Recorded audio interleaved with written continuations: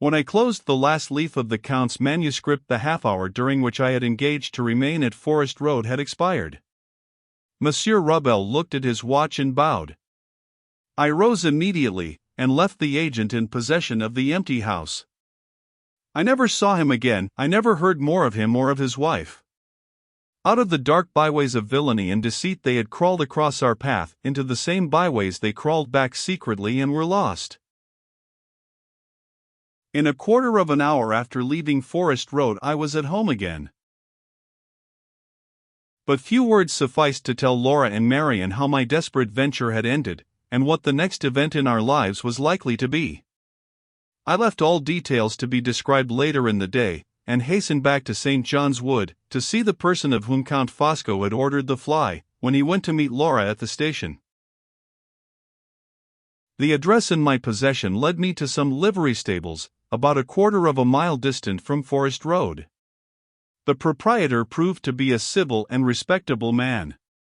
When I explained that an important family matter obliged me to ask him to refer to his books for the purpose of ascertaining a date with which the record of his business transactions might supply me, he offered no objection to granting my request. The book was produced, and there, under the date of July 26, 1850, the order was entered in these words: Brougham to Count Fosco, 5, Forest Road. 2 o'clock. John Owen. I found on inquiry that the name of John Owen, attached to the entry, referred to the man who had been employed to drive the fly. He was then at work in the stable yard, and was sent for to see me at my request. Do you remember driving a gentleman, in the month of July last, from number 5 Forest Road to the Waterloo Bridge Station? I asked. Well, sir, said the man, I can't exactly say I do. Perhaps you remember the gentleman himself? Can you call to mind driving a foreigner last summer, a tall gentleman and remarkably fat? The man's face brightened directly. I remember him, sir. The fattest gentleman as ever I see, and the heaviest customer as ever I drove. Yes, I call him to mind, sir. We did go to the station, and it was from Forest Road. There was a parrot, or somewhat like it, screeching in the window. The gentleman was in a mortal hurry about the lady's luggage, and he gave me a handsome present for looking sharp and getting the boxes. Getting the boxes. I recollected immediately that Laura's own account of herself on her arrival in London described her luggage as being collected for her by some person whom Count Fosco brought with him to the station. This was the man. Did you see the lady? I asked. What did she look like? Was she young or old? Well, sir, what with the hurry and the crowd of people pushing about, I can't rightly say what the lady looked like. I can't call nothing to mind about her that I know of excepting her name. You remember her name? Yes, sir. Her name was Lady Glyde. How do you come to remember that, when you have forgotten what she looked like? The man smiled, and shifted his feet in some little embarrassment. Why, to tell you the truth, sir, he said, I hadn't been long married at that time, and my wife's name, before she changed it for mine, was the same as the lady's, meaning the name of Glyde, sir. The lady mentioned it herself. Is your name on your boxes, ma'am? Says I. Yes, says she, my name is on my luggage, it is Lady Glyde. Come. I says to myself, I've a bad head for gentlefolks' names in general, but this one comes like an old friend, at any rate. I can't say nothing about the time, sir, it might be nigh on a year ago, or it mightn't. But I can swear to the stout gentleman, and swear to the lady's name. There was no need that he should remember the time, the date was positively established by his master's order book. I felt at once that the means were now in my power of striking down the whole conspiracy at a blow with the irresistible weapon of plain fact.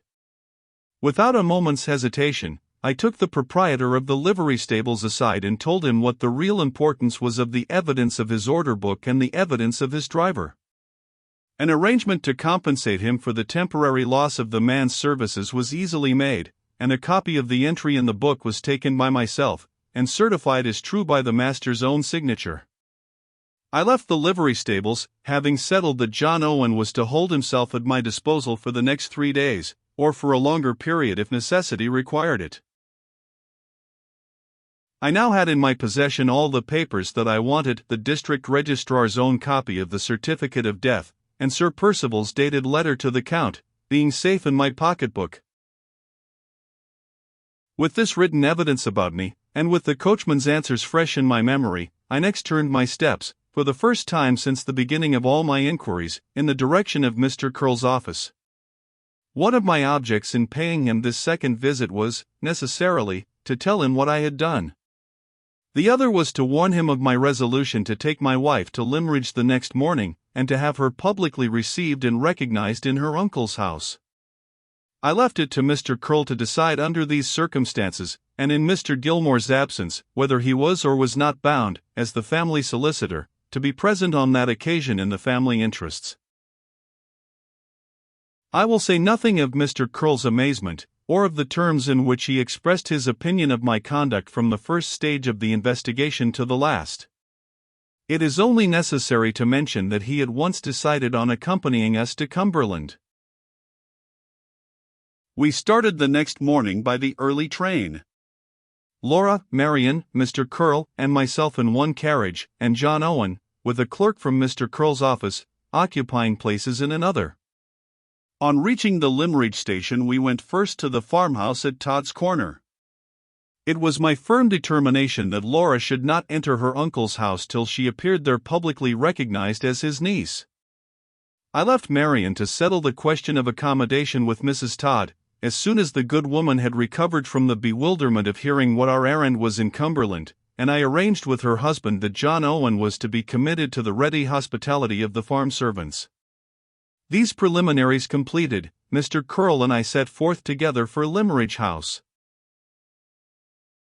I cannot write at any length of our interview with Mr. Fairley, for I cannot recall it to mind without feelings of impatience and contempt, which make the scene, even in remembrance only, utterly repulsive to me. I prefer to record simply that I carried my point. Mr. Fairley attempted to treat us on his customary plan. We passed without notice his polite insolence at the outset of the interview. We heard without sympathy the protestations with which he tried next to persuade us that the disclosure of the conspiracy had overwhelmed him. He absolutely whined and whimpered at last like a fretful child. How was he to know that his niece was alive when he was told that she was dead? He would welcome dear Laura with pleasure, if we would only allow him time to recover.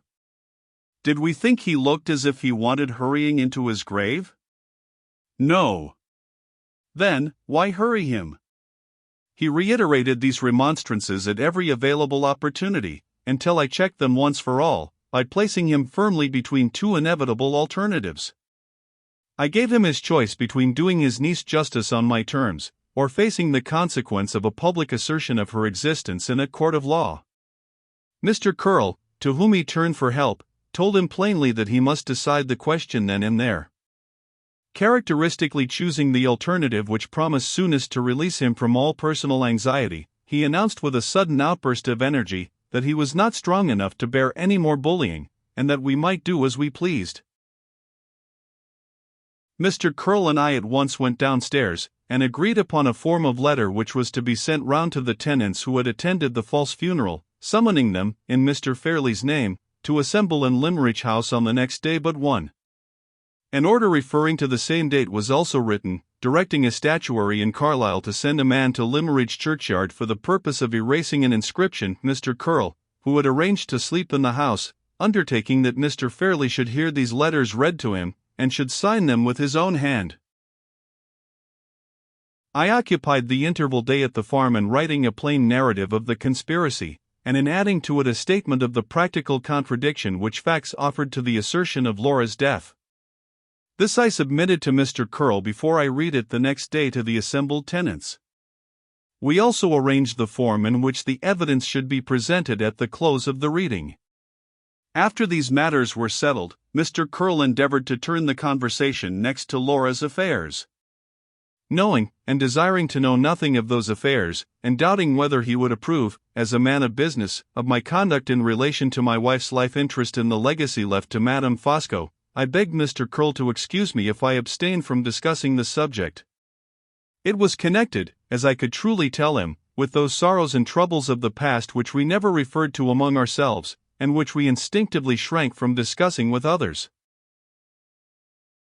My last labor, as the evening approached, was to obtain the narrative of the tombstone, by taking a copy of the false inscription on the grave before it was erased. The day came, the day when Laura once more entered the familiar breakfast room at Limmeridge House. All the persons assembled rose from their seats as Marian and I led her in. A perceptible shock of surprise, an audible murmur of interest ran through them, at the sight of her face. Mr. Fairley was present, by my express stipulation, with Mr. Curl by his side.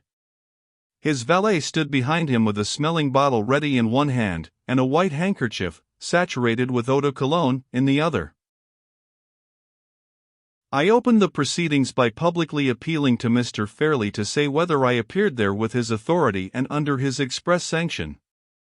He extended an arm, on either side, to Mr. Curl and to his valet, was by them assisted to stand on his legs, and then expressed himself in these terms: "Allow me to present Mr. Hartright. I am as great an invalid as ever, and he is so very obliging as to speak for me. The subject is dreadfully embarrassing.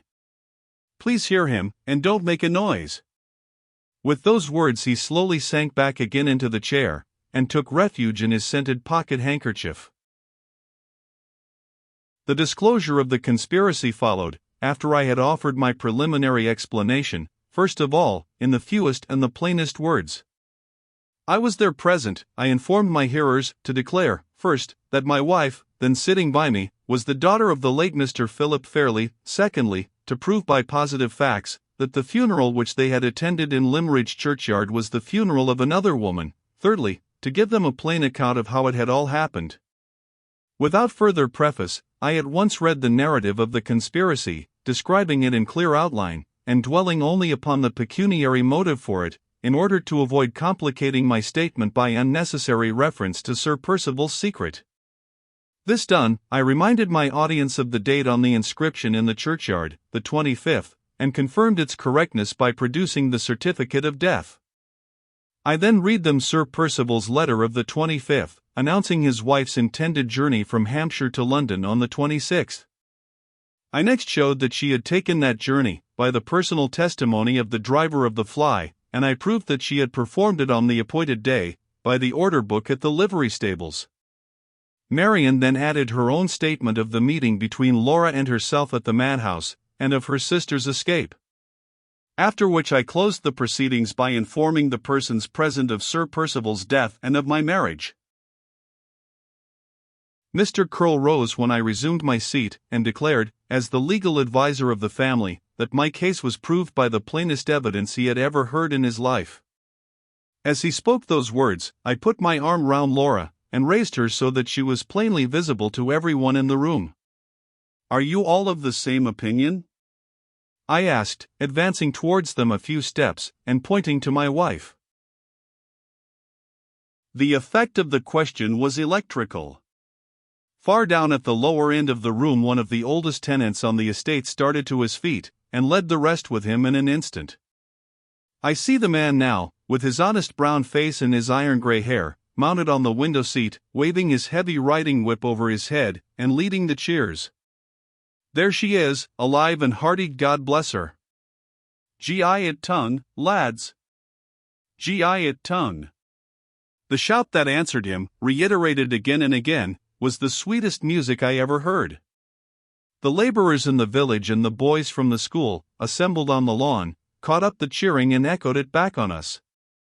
The farmers' wives clustered round Laura, and struggled which should be first to shake hands with her, and to implore her, with the tears pouring over their own cheeks, to bear up bravely and not to cry. She was so completely overwhelmed, that I was obliged to take her from them, and carry her to the door. There I gave her into Marian's care, Marian, who had never failed us yet, whose courageous self-control did not fail us now. Left by myself at the door, I invited all the persons present, after thanking them in Laura's name and mine, to follow me to the churchyard, and see the false inscription struck off the tombstone with their own eyes. They all left the house, and all joined the throng of villagers collected round the grave, where the statuary's man was waiting for us. In a breathless silence, the first sharp stroke of the steel sounded on the marble.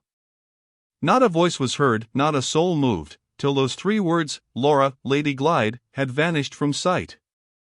Then there was a great heave of relief among the crowd, as if they felt that the last fetters of the conspiracy had been struck off Laura herself, and the assembly slowly withdrew. It was late in the day before the whole inscription was erased. One line only was afterwards engraved in its place, and Catherick, July 25, 1850. I returned to Limmeridge House early enough in the evening to take leave of Mr. Curll. He and his clerk, and the driver of the fly, went back to London by the night train. On their departure an insolent message was delivered to me from Mr. Fairley, who had been carried from the room in a shattered condition, when the first outbreak of cheering answered my appeal to the tenantry. The message conveyed to us Mr. Fairley's best congratulations, and requested to know whether we contemplated stopping in the house. I sent back word that the only object for which we had entered his doors was accomplished, but I contemplated stopping in no man's house but my own, and that Mr. Fairley need not entertain the slightest apprehension of ever seeing us or hearing from us again. We went back to our friends at the farm to rest that night, and the next morning, escorted to the station, with the heartiest enthusiasm and goodwill, by the whole village and by all the farmers in the neighbourhood, we returned to London. As our view of the Cumberland Hills faded in the distance, I thought of the first disheartening circumstances under which the long struggle that was now past and over had been pursued. It was strange to look back and to see, now, that the poverty which had denied us all hope of assistance had been the indirect means of our success, by forcing me to act for myself. If we had been rich enough to find legal help, what would have been the result? The gain, on Mr. Curll's own showing, would have been more than doubtful, the loss, judging by the plain test of events as they had really happened, certain. The law would never have obtained me my interview with Mrs. Catherick. The law would never have made Pesca the means of forcing a confession from the Count.